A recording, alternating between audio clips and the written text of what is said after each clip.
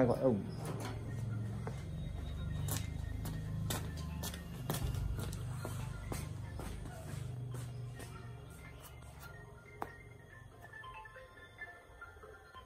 Anh nghe rồi.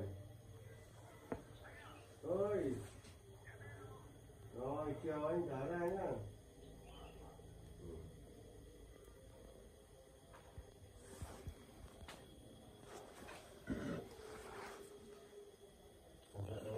Vâng.